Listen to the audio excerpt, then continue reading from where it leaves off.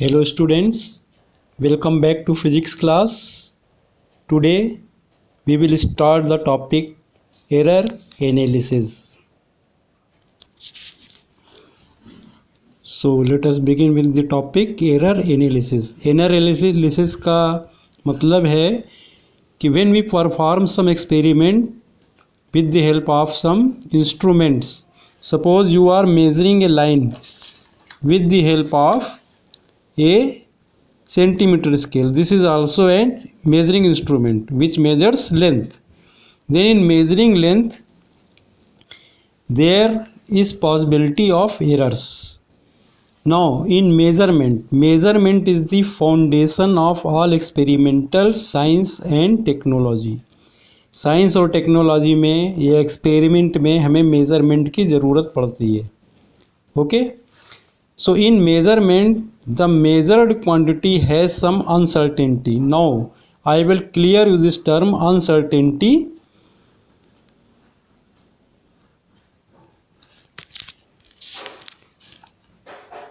Not here but after some time in the same video.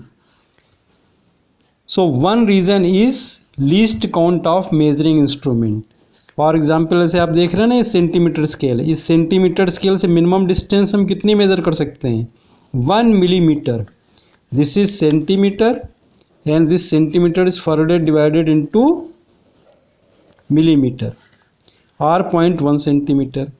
तो अगर कोई distance इससे कम है तो हम इससे मेज़र नहीं कर सकते हैं. Due to this least count उसमें कुछ अनसर्टेनिटी रहती है, वो हम समझने की कोशिश करेंगे अभी.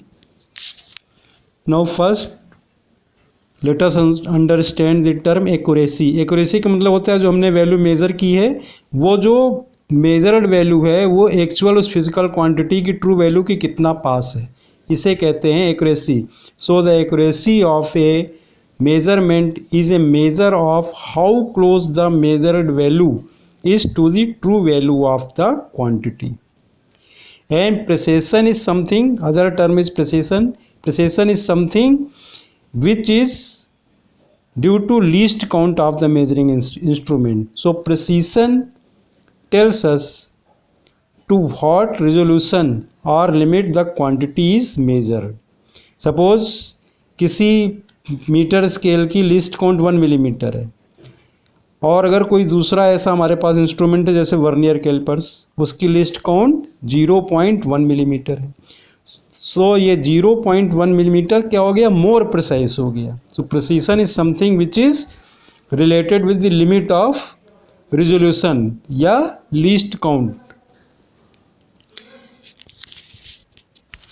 सो I am going it to clear this term with the help of one example. Suppose true value, suppose length of a line is 3.678 centimeter and it is measured with a instrument whose least count is 0.1 centimeter. Suppose it comes out to be 3.5 centimeter. Now this 3.5 is close to 3.678.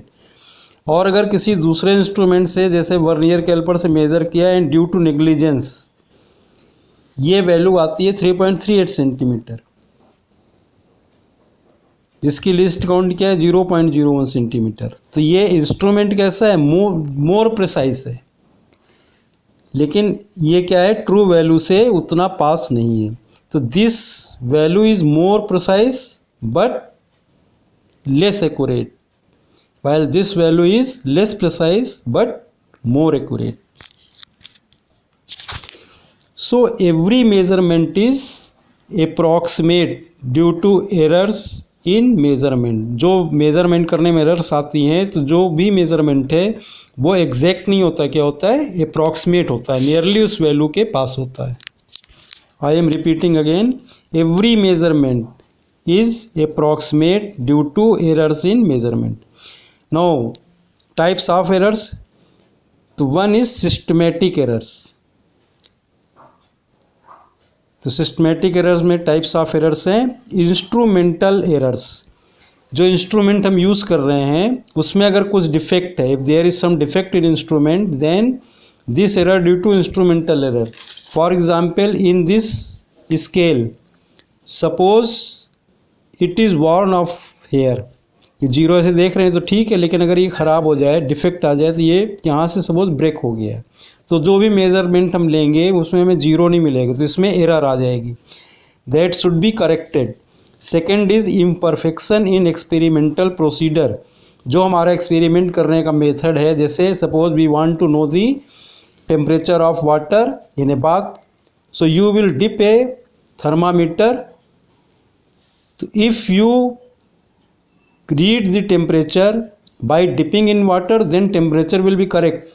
Now suppose you, आप क्या करते हैं, thermometer bath से बाहर निकाल लेते हैं, tub में जिसमें पानी से बाहर निकाल ले, फिर मेज़र करेंगे, रीडिंग गलत आ जाएगी। क्यों? क्योंकि इसमें फिजिक्स ये है कि जैसे ही बाहर निकालेंगे तो थर्मामीटर की नॉब में जो पानी है, वाटर है, वो वेपोराइज होगा, तो टेम्परेचर कम होगा और रीडिंग जितनी थी उससे कुछ कम हो जाएगी।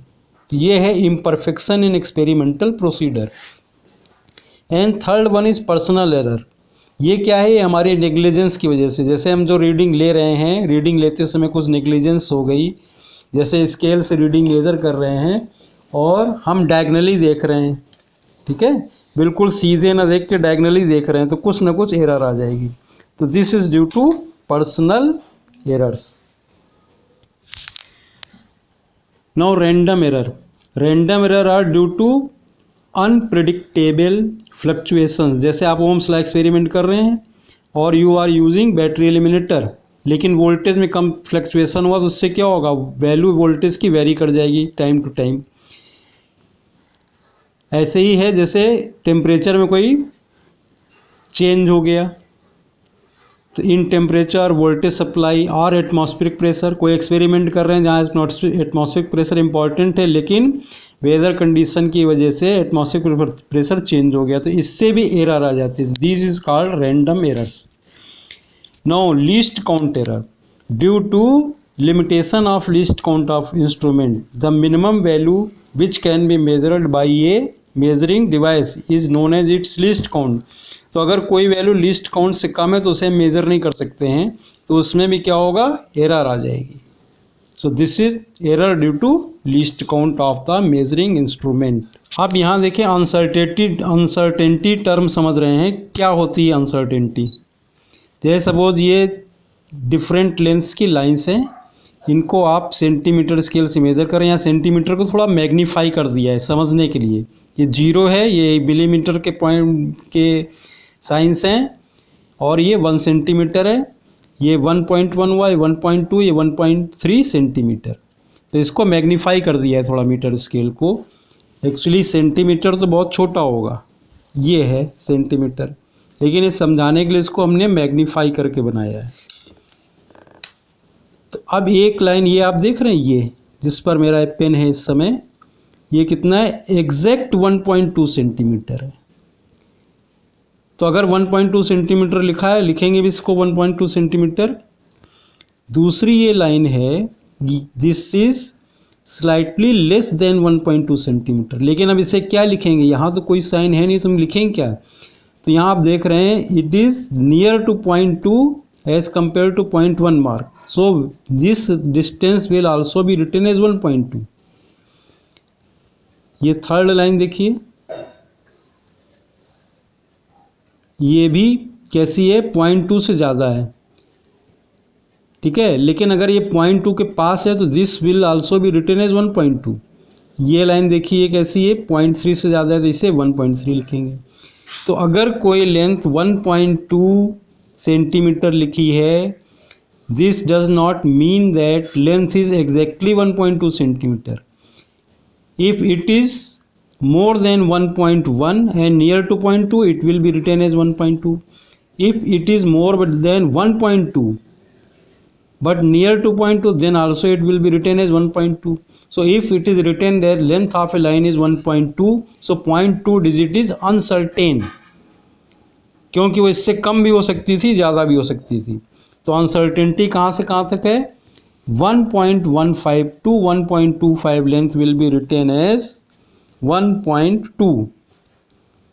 तो अनसर्टेनिटी इज इक्वल टू, इसे इससे माइनस किया 0.1, तो ये अनसर्टेनिटी किसके बराबर आएगी, लीस्ट काउंट के ही बराबर आएगी। तो this is uncertainty. So if length of a line is written as 1.2 centimeter, it does not mean that it is exact 1.2 centimeter. So suppose length of a line is written as 1.2 centimeter. So here this 0.2 digit is uncertain. Length of line may be less than 1.2 centimeter or more than 1.2 centimeter.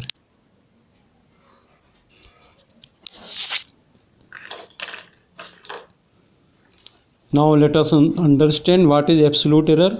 The magnitude of the difference between the true value of the quantity and the individual measured value is called the absolute error of the measurement.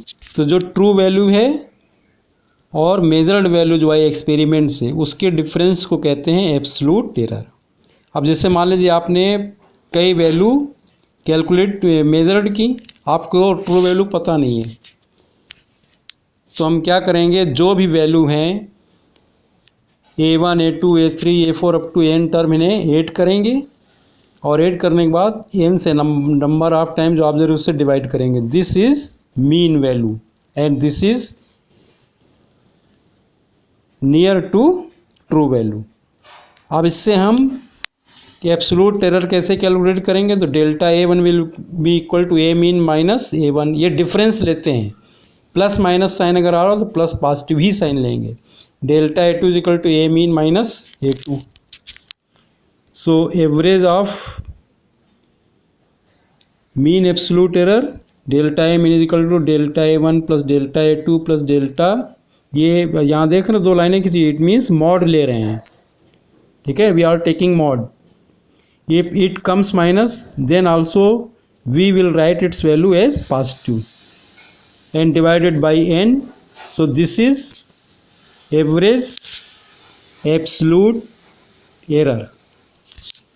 Here is one example. Suppose you measure length of a small pencil with the help of vernier calipers, and lengths are L1 is equal to 5.28 centimeter, L2 5.30 centimeter, L3 5.29 centimeter.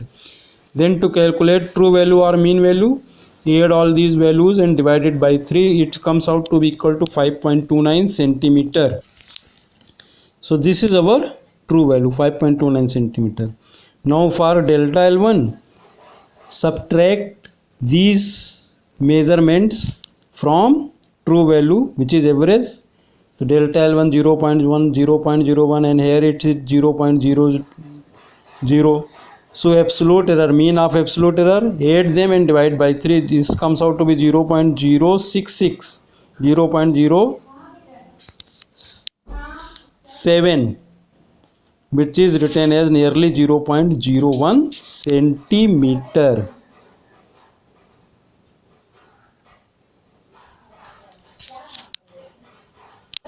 Sorry, here it is written again nearly 0.01 centimeter. So this is delta L, which is absolute error. Now relative error. Relative error is also known as fractional error.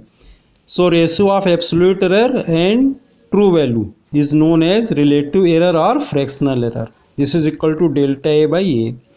Now percentage error. Percentage error is if you multiply this relative error or fractional error with 100, if you multiply it relative error with 100, then this is percentage error. Thanks.